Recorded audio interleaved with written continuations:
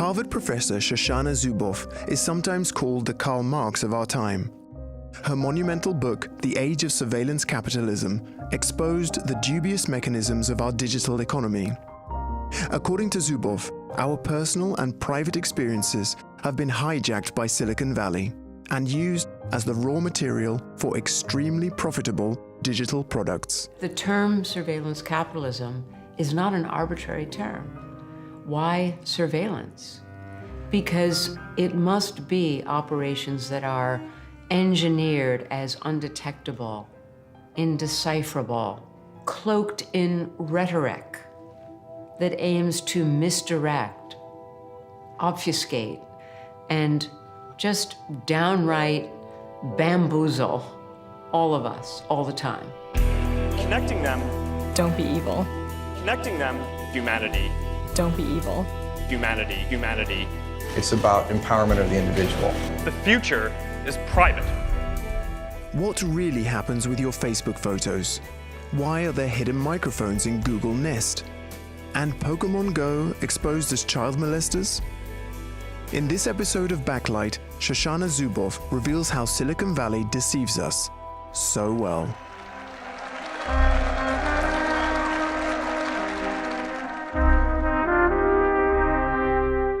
How all this comes into play when I buy a pair of shoes on the internet?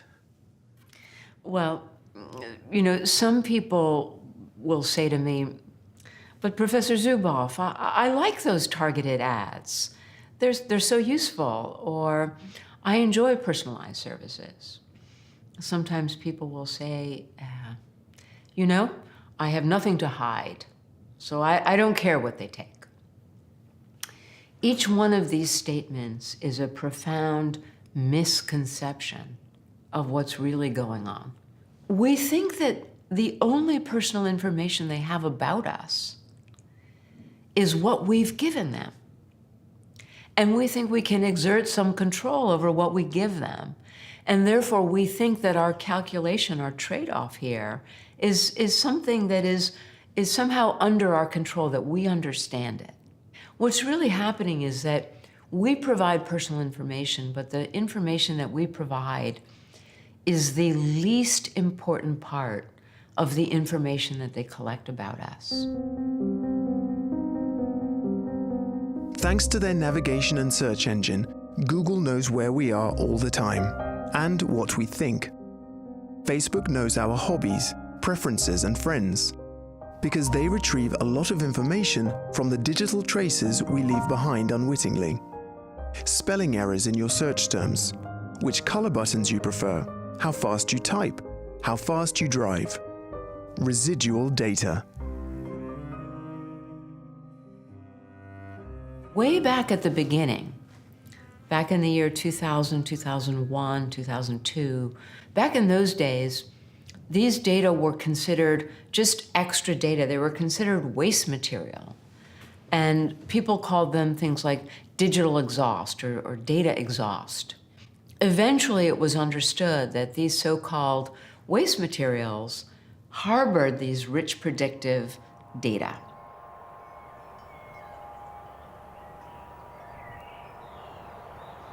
The search information we retain, we do for quality purposes. So for example, the Google spell checker, our Did You Mean feature that appears on Google, has been built using long periods of data around, you know, someone issuing a query and then issuing another corrected query right after that, and us learning those corrections. And it actually takes more than 30 days worth of data to build the world-class spell corrector that we have.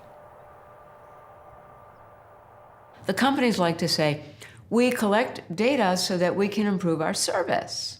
And that's true. They collect data, and some of it is used to improve the service to you.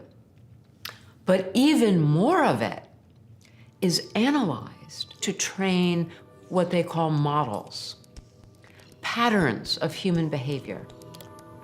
So once I have big training models, I can see how people with these characteristics typically behave over time. And that allows me to fit your data right into that arc and to predict what you're likely to do, not only now, but soon and later. This is what I call behavioral surplus. These data streams filled with these rich predictive data. Why surplus? Because right from the start, these were more data than was required to improve products and services. Once you have the behavioral surplus, the comprehensive behavioral data of hundreds of millions of people, you can start predicting the preferences of specific groups. Think popular shoes for male managers, or the preferred restaurant of a group of people sharing the same zip code. Maybe they do a prediction of where I have dinner tonight, or how can I imagine what they will predict about me? Well, you know, at the simplest level, they may predict the kind of food you're in the mood for right now, and then sell that prediction, auction that prediction to their business customers in the restaurant business, who will then send you a very quick ad. We know you're in the mood for a delicious pasta dish tonight. We can invite you to our restaurant, and here's a discount coupon. There are some people who are saying, well, it's very improbable that those targeted ads really can achieve something, because people have their own will and they will not buy some shoes just because there is an ad in front of them. You know, I think one of the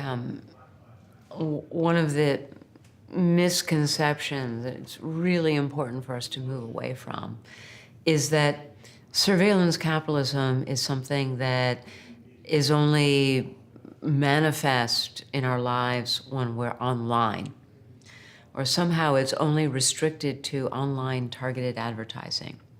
It's easy for us to say, oh, these things don't affect me. The fact is, this is being conducted at a layer that is not accessible to us. We have no idea what today's algorithms can predict about us, or what behavioral data they use to do it. A simple thing like buying a certain kind of shampoo can divulge essential information about us. For example, the New York Times reported a case of a supermarket chain that knew a girl was pregnant even before she did, or was prepared to share the news. The market's algorithms discovered that the girl switched from fragrant shampoos to more neutral-smelling products. Since the olfactory sensors of pregnant women become stronger, the market algorithm assumed this girl must be pregnant. Her father didn't know, until he was repeatedly sent special offers for baby products.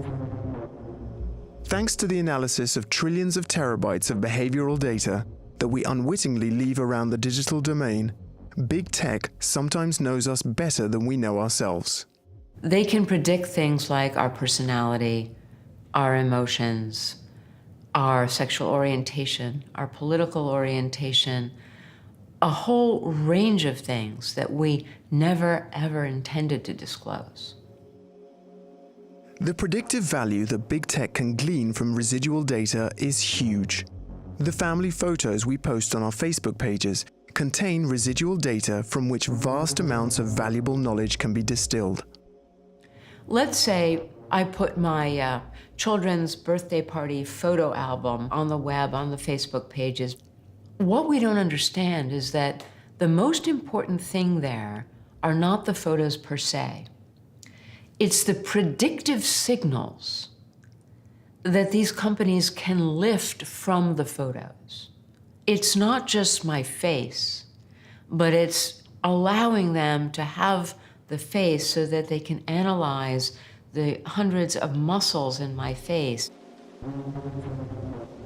Uploading innocent snapshots on your Facebook page can have unforeseen consequences. Our faces, for example, are used to train algorithms to recognize facial features.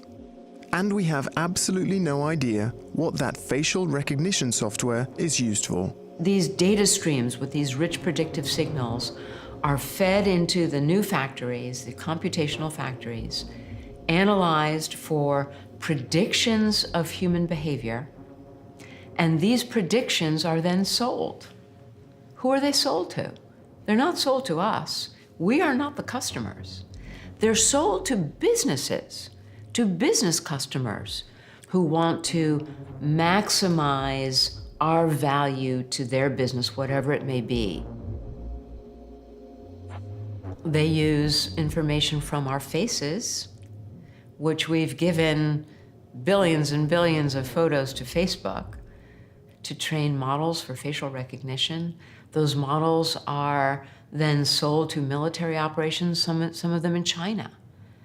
And those Chinese operations do many things, including imprisoning the Uyghur, a subset of the Uyghur Muslim population in China, in what is rightly regarded as an open-air prison, where they actually don't have to have people behind bars because they track and follow them constantly through facial recognition. The knowledge obtained from our residual data can be sold to anyone. Facial recognition software, for instance, might be sold to a Chinese company that supports the oppression of the Uyghurs in China, or that helps track down advocates of democracy in Hong Kong. That way, our precious family photos might be used by Facebook to facilitate authoritarian regimes. And our privacy is guaranteed. Because it's not our faces that are sold, it's the residual data scraped off them.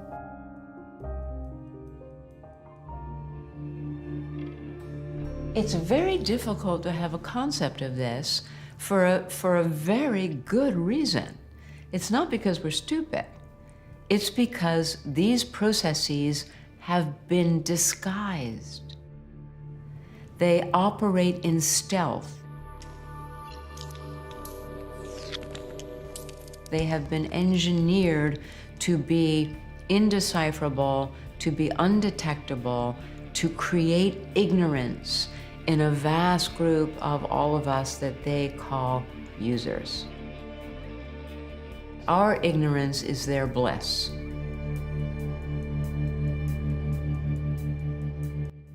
There are some things that have broken through into the public view that we do know about. So let's talk about Facebook's massive scale contagion experiments.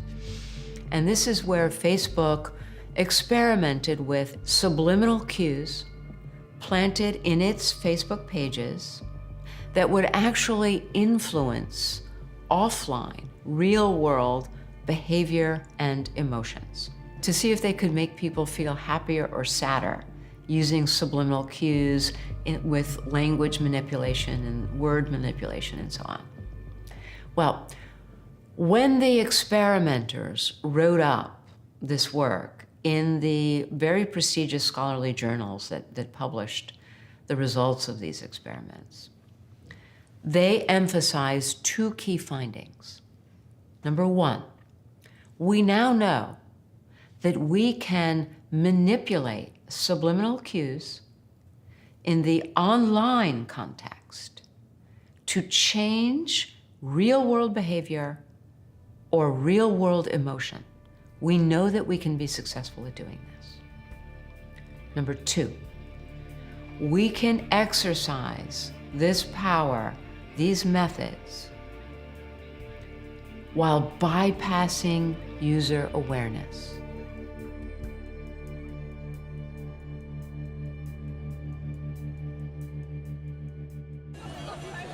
Een grote groep Pokémon Go-spelers heeft met elkaar afgesproken in Leeuwarden. Samen gaan ze de stad door om zoveel mogelijk Pokémon te vangen. Alleen in Nederland al spelen ruim 1,3 miljoen mensen het spel. A very interesting experiment occurs in the guise of an augmented reality game called Pokémon Go. In het spel loop je rond in de echte wereld. Op allerlei plekken zitten Pokémon verstopt. Je moet er dus naartoe gaan om ze te verzamelen. What are we not seeing when Pokemon Go is introduced in our country? It's important to understand that Pokemon Go is an augmented reality game that was incubated, developed inside Google for many years. Google being the first pioneer of surveillance capitalism, the inventor of surveillance capitalism. It was invented, Pokemon Go was invented in Google, incubated there for many years, developed there, led by a man named John Hanke. And John Hanke invented an operation called Keyhole, which was invested in by the CIA and later purchased by Google and called Google Earth. Google Earth was a CIA startup initially? Yes, Google Earth was something called Keyhole, and it was a CIA-invested startup. So it's important to understand that Pokemon Go was not some happy little game that just got launched into the world by a toy company or something. When they decided to bring Pokemon Go to the public, they didn't want to bring it as a Google game. They brought it to market as Niantic Labs, which no one had ever heard of. Just a cool startup with this cool game. So now we have this Google augmented reality game, and it turns out that the big game that is on top of the little game that the children are playing is a game that precisely emulates the logic of surveillance capitalism. So in surveillance capitalism, in the original version online, we predict the click-through rate, and we sell the click-through rate to the advertiser, who pays to get clicks on their website, clicking through ultimately to the buy button. That's what they're hoping for. Now, in the real world, business customers paid Niantic Labs, the Pokemon Go company, paid Niantic Labs not for click-through, but for the real-world equivalent of click-through, which is called footfall. To actually get real bodies with their real feet into real business establishments so that their feet would go fall, fall, fall, fall, tap, tap, tap across the store or across the restaurant or across the bar in order to buy something. So I could order by Niantic Labs a Pokemon in my ice cream parlor, for instance. All of these establishments, they're buying what are called, here's the term, lure modules. Modules like a gym that lure people to you. Not so that they will come and be happy, but so they will come and spend money in your shop or your restaurant. Starbucks, McDonald's, everybody was making money. Everybody was making money. Niantic Labs was making money, and all these businesses were making money. And the people playing the game had no idea. So they used the rewards and punishment of the game to herd you through the city to the places that were paying for your body. This was the game of Pokemon Go. This was the real game, the shadow game, getting you into a place where we have predicted that you will be, so that our predictions are worth more. If I can guarantee you're actually going to be there, my prediction that you're going to be there is worth a lot more. Economies of action are how I guarantee that. And Pokemon Go was a large-scale experiment, a global-scale experiment in economies of action, using remote control means to automate behavior, to engineer behavior, to fulfill others' commercial ends, while you are having a great time.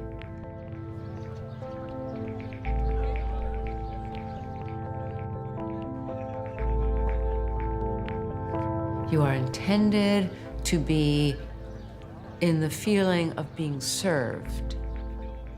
You are intended to be saturated with convenience so that you will not notice and you will not complain. And all of this shadow operation will remain hidden because you will not ask questions, because you're so busy being entertained.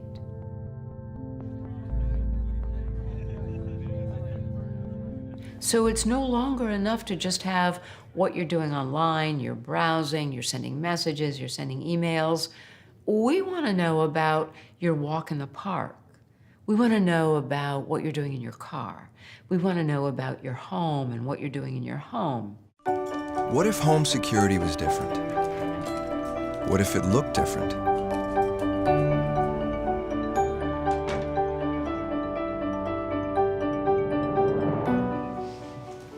Well, it's a beautiful system.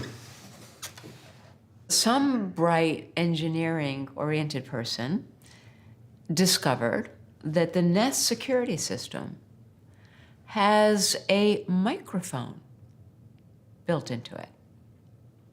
That microphone does not figure in any schematic.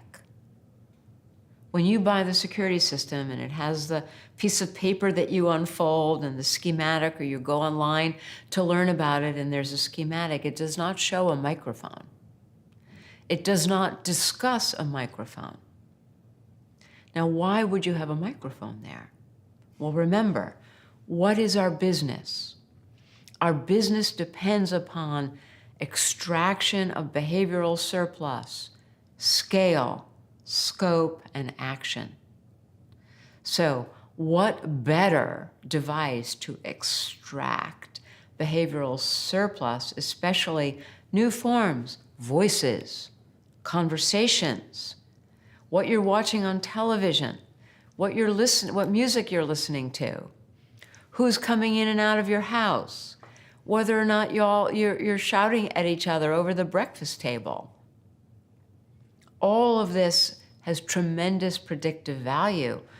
Voices are what everybody's after, just like they're after faces. So now this becomes public. There's a, hey, Google, what's up with this microphone in your security system? What does Google say? Oops, so sorry. Oh, we didn't even know there was a microphone there. Oh, sorry. Why? Somebody put that microphone there, but we never intended to use it. This is their business. To obfuscate, to misdirect, to engineer our ignorance with mechanisms and methods that are undetectable and indecipherable. And if they confront you, deny it. Deny it for as long as possible until they habituate. If there's some element that fails to get habituated, then create an adaptation. All right, we'll make sure all those microphones are somehow shut off so that they can't be used. And then wait a minute, and when no one is looking, redirect it. So there will be a microphone in something else. There will be a microphone in the, in the home device or in the music player or whatever it might be. It will be back. What are you doing? What do you have in here? What if the measure of it working, All right, guys, here we go. Daddy, was that you never had to think about it?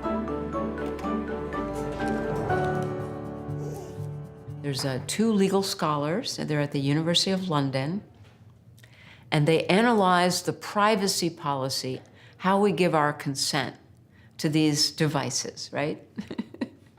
So they analyze these documents for one Nest thermostat.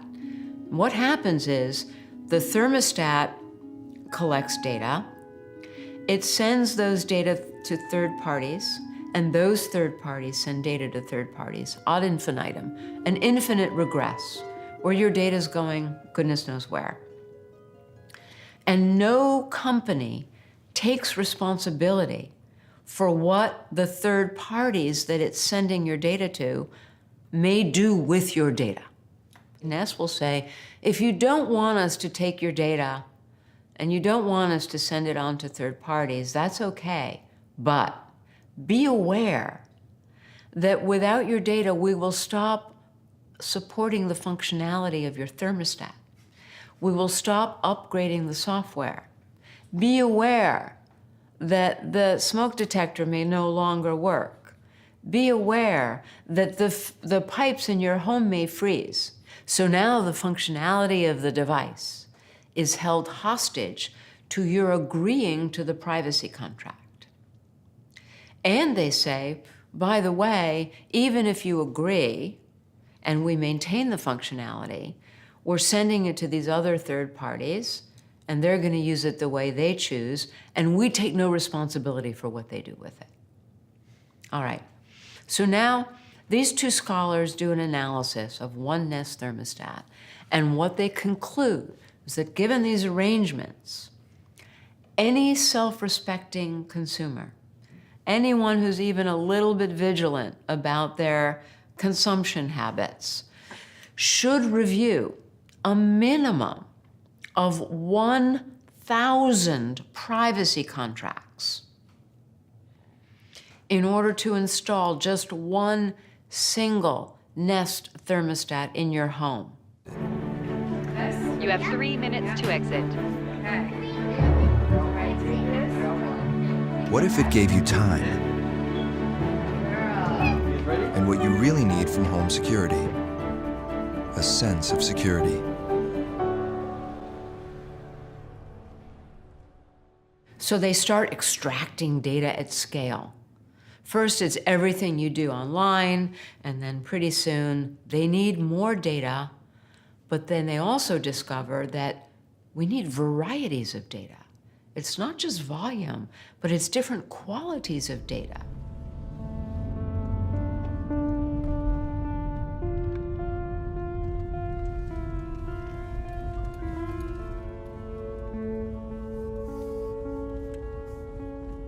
De problematiek in het hele mobiliteit wordt in ieder geval precies hetzelfde als de problematiek wat wij nu al op het internet meemaken, met je smartphone meemaken. Dat je eigenlijk zonder het te weten betaalt met je privacy. Want die auto weet precies wat je doet, waar je naartoe gaat. Er zitten 15 camera's op een beetje moderne auto dadelijk. En ja, als jij toegang hebt tot 1% van alle auto's, dan weet jij alles wat er op de wereld gebeurt. Ja, als die data dadelijk meer waard gaat worden dan het kost om met een auto te rijden, wie weet krijg je dadelijk een gratis auto aangeboden. En je betaalt met je privacy. Net als met al die gratis diensten die je van Google krijgt, gaat het daar misschien ook met het autorijden worden. Well, surveillance capitalism broke through in Silicon Valley 2002, 3, and 4. It changed the bar for investment. Now you had Google making money on the basis of what I call the surveillance dividend.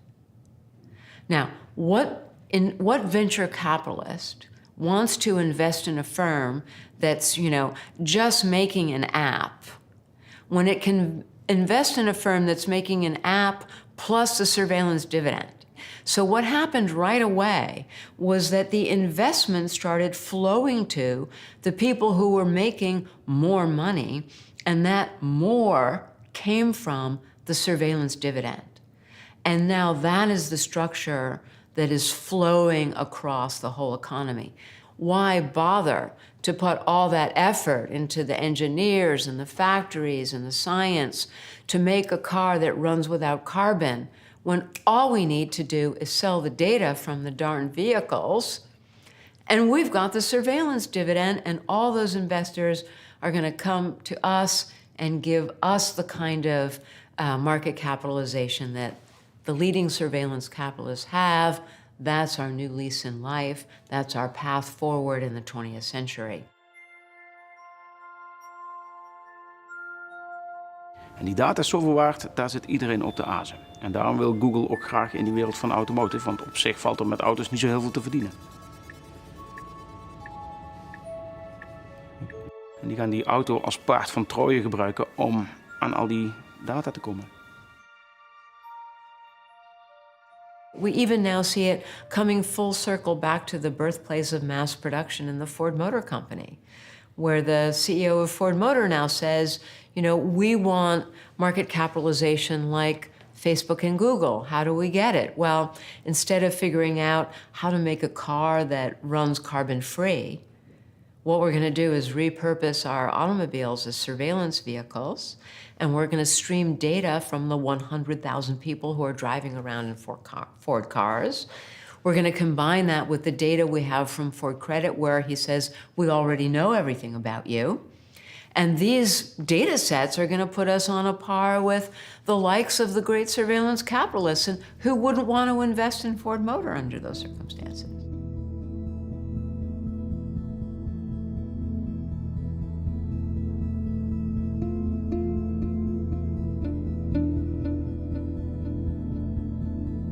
The primary economy, what we perceive as primary economy, build a nice car, grow some nice food, build a house, means zilch in this surveillance economy. So this began with Android. Once Google acquired the ability to make the Android phone, there were a lot of people in Google who said, oh, this is fantastic. Now we have a phone like Apple, and we can sell a phone and we can make a great margin on that phone. And that margin is going to fund our profits, and this is going to make us really rich. But the wiser heads in Google prevailed. The people who already understood surveillance capitalism prevailed. And they said just the opposite. We want the phone and everything associated with the phone to be as cheap as possible. In fact, if we can get the price to zero, that's even better. We want everybody to have a phone, because the more they have the phone and the more they spend time on the phone, the more data we get from them. The more behavioral surplus streams into our supply chains. So if we can give it away, we're going to give it away. Google's free mobile operating system, Android, means Google holds the key to almost 90% of the world's smartphones. In order to obtain as much data as possible from all these cell phones, Google experimented with network balloons in those parts of the world where mobile internet is not available. Facebook, not to be outdone, flew network drones over growing markets and offered free internet in combination with the Facebook app. And connecting them represents one of the greatest opportunities available to humanity today. Hi, Mark. Why are you showing so much interest in India? Answer honestly. Our mission is to give everyone in the world the power to share what's important to them and to connect every person in the world. Aware of the potential dangers of American data robbery, India politely declined the offer and made do without Zuckerberg's generosity. In other parts of the world, Facebook's true intentions are becoming clearer every day. But we need whistleblowers for that. Facebook is happy to take our data, but not prepared to share information on how the company works. So this is a document written by Facebook executives in Australia, and what they told their business customers there was that we have so much data about 6.6 million Australian young adults and teenagers. As a result of that, we can predict mood shifts. We can predict when they feel stressed, fatigued, anxious, inferior, frightened. All of these kinds of very personal feelings. And we can alert you the exact moment when they are most likely to need a confidence boost. Let's say there's a young person who's contemplating a date over the weekend, and it's now Thursday night, and their anxiety is peaking, and they need a confidence boost. If you send them an ad for a sexy black leather jacket, send it right now, offer free delivery, tell them you'll have it at their door by the time they wake up in the morning, give them a discount coupon, right? You're gonna sell that black leather jacket. Do it now, and we can tell you the exact moment when they are at peak vulnerability. That is real. That's happening. And if you don't believe me, all you have to do is just pivot a few degrees to something that happened in 2018. And what is that? That came from yet another whistleblower. His name was Chris Wiley. And he told us about Cambridge Analytica. Chris Wiley, a former employee of the British company Cambridge Analytica, sounded the alarm about the methods used by this political marketing business. Cambridge Analytica used the Facebook data of more than 80 million Americans to analyze the best ways of manipulating American voters. One of the things that Chris Wiley said when he broke this story with The Guardian back in 2018 is he said, we knew so much about so many individuals that we could understand their inner demons. And we could figure out how to target those demons, how to target their fear, how to target their anger, how to target their paranoia. And with those targets, we could trigger those emotions. And by triggering those emotions, we could then manipulate them into clicking on a website, joining a group, telling them what kind of things to read, telling them what kind of people to hang out with, even telling them who to vote for. Now, that is absolutely no different than what Facebook aimed to do with these young people, innocent young people in Australia and New Zealand, to target their inner demons. The same mechanisms, the same methods, only pivoted just a few degrees from commercial outcomes to political outcomes. Cambridge Analytica was nothing but a parasite on a huge host, and that host is surveillance capitalism.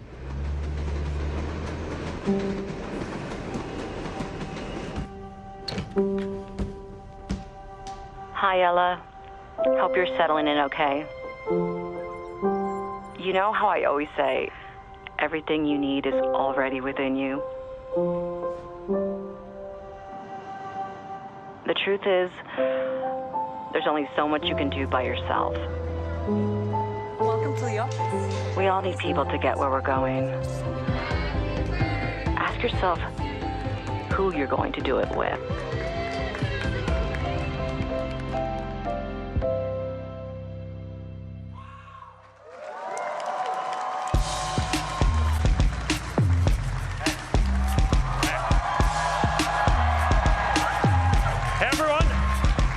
Welcome to F8. Today, we're going to talk about building a privacy-focused social platform. So that's why I believe that the future is private. So we're all good then, Professor Zuboff? Well, in June 2019, which happened to be just a couple of months after that grand announcement that the future is private, there was a very interesting court case that was being tried before a California judge. And this court case was a class action suit brought by individuals who were demanding from Facebook. They wanted to have the data that Facebook had made available to Cambridge Analytica to see if they had been targeted and manipulated by Cambridge Analytica.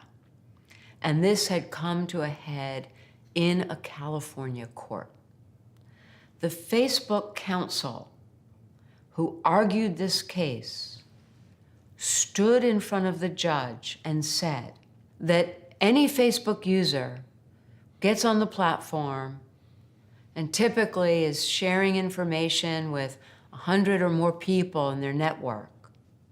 Once you've done that, you have no expectation of privacy that would make you legitimately able to claim any kind of privacy right in a suit like this or any other kind of privacy-oriented suit.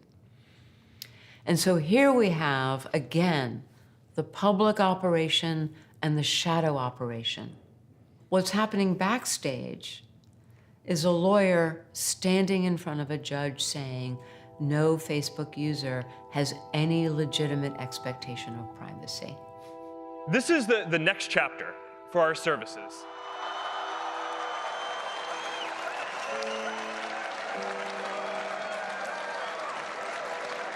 You have some Google products you use, if I may ask. No. How do you survive? Perfectly well. If there is an occasion where I feel the absolute need to use Google, I go through various layers of encryption and location reconfiguration before I go to Google search, just on principle. There is a way to escape the omnipresent eyes of Google and Facebook. You can use a VPN and send all your data traffic through a secure server in another country. But big tech won't lose any sleep over individuals resisting the surveillance capitalists.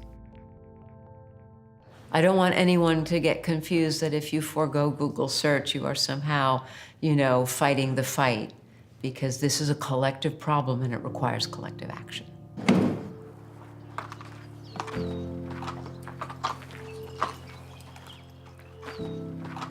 With us Amish, we are dependent on public transportation for any distance. And local travel, we do it in our slow way. And I think the horse and buggy slows us down and really helps the overall value that we're trying to create and preserve and not get carried away.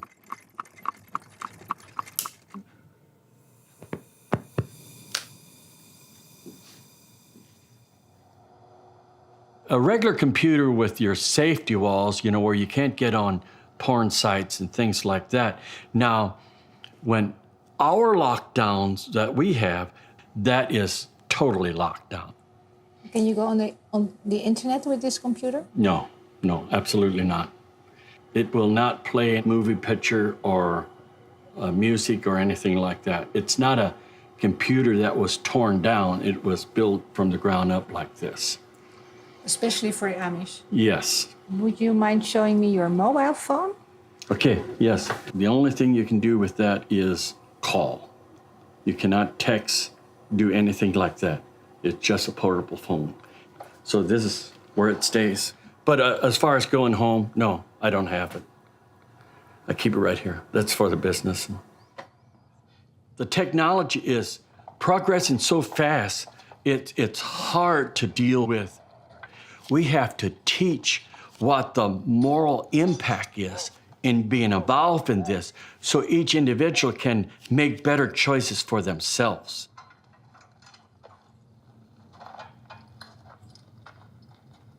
We use technology as long as we use it and it doesn't get to the point where it uses us and controls us. That's the bottom line of it. It's kind of strange that these people, from whom you can say are living in the past, maybe they're living in the future. It was just a minute ago that we didn't have many of these tools, and we were fine. We lived rich and full lives. We had close connections and friends and family. So, having said that, I want to recognize that there's a lot that the digital brings to our lives. And we deserve to have all of that. But we deserve to have it without paying the price of surveillance capitalism. And right now, we are in that kind of classic Faustian bargain. 21st century citizens should not have to make the choice of either essentially, going analog or living in a world where our self-determination, our privacy are destroyed for the sake of this market logic. That is unacceptable. And let's also not be naive. You get the wrong people in charge of our government at any moment, and they look over their shoulders at the rich control possibilities offered by these new systems. And there will come a time when, even in the West, even in our democratic societies, our government will be tempted to annex these capabilities and use them over us and against us. Let's not be naive about that.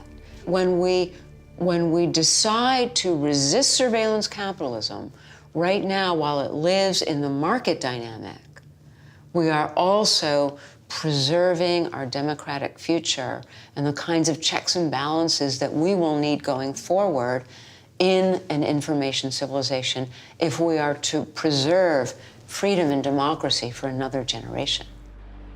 The European Union already has legislation with which it regularly wraps American tech businesses over the knuckles. Google was fined several $1 billion because it had abused its monopoly position. In theory, European citizens are protected against data robbery by regulations for fair competition and by the GDPR, the General Data Protection Regulation. And do you think that the EU data protection law is a step in the good direction, or is it sufficient? We have privacy laws, and the GDPR is the furthest frontier of our privacy laws. And we have antitrust laws. The thing is that as important as these laws are, we still need more, because surveillance capitalism is unprecedented. And so we're going to need the laws and the regulatory regimes that respond directly to these new unprecedented operations. GDPR talks a lot about data ownership, data accessibility, and data portability. These are very important things if the only data that we're talking about is the data in the public operation, the data that we've given to the corporations. But as we have seen, most of the data that they use to feed into the factories, to produce the predictions, these are data that we haven't given. Or if we've given, we don't even know that we've given, because it came in our exclamation points. It came in our walk in the park and picking up the cadence of our voice and the timbre of our voice, all rich predictive signals. So no matter how much data ownership we claim, or accessibility or portability, most of the data is in the shadow operation. And the shadow operation is never coming to us. We will never get those data. They claim them as data that they own. They took it from our lives. They took it from our private experience without our permission. They analyzed the data. They made it into products. They sold the products and they took the profit. Illegitimate profit, because they took it at the beginning without asking, without our knowledge. Recall, bypassing our awareness. Do the EU have a chance against the behemoth of surveillance capitalism? These 20 years have been the honeymoon for surveillance capitalism, because they have been 20 years largely unimpeded by law. Unimpeded by law. Why? Well, the most important reason is that they're doing things that have never been done before, so there are no laws against it. Just like factories employing children, you know, in a mass production factory. There hadn't been anything like that before, and there were no laws against it. And it took our societies a while to sort of wake up. We stood up against the extractive companies and their violence, the companies that came to be known as the Gilded Age, the companies where we turned around and we called their leaders robber barons. That's not what they were called at the time. At the time, they were worshipped as these, you know, wealthy gods and geniuses who knew how to wield the might of machines and capital. If we had been trying to stop it, to curtail it, to outlaw it for every one of these 20 years, and we had utterly failed, then I might, you know, put my chin in my hand and say, gosh, I'm starting to feel like things might be really bad. But that's not the case. We haven't even tried yet to stop it. Look, surveillance capitalism is 20 years old. Democracy is several centuries old. I bet on democracy. Thank you for watching. For more on this subject, take a look at the playlist. You can also watch this recommended video. Don't forget to subscribe to our channel and we'll keep you updated on our documentaries.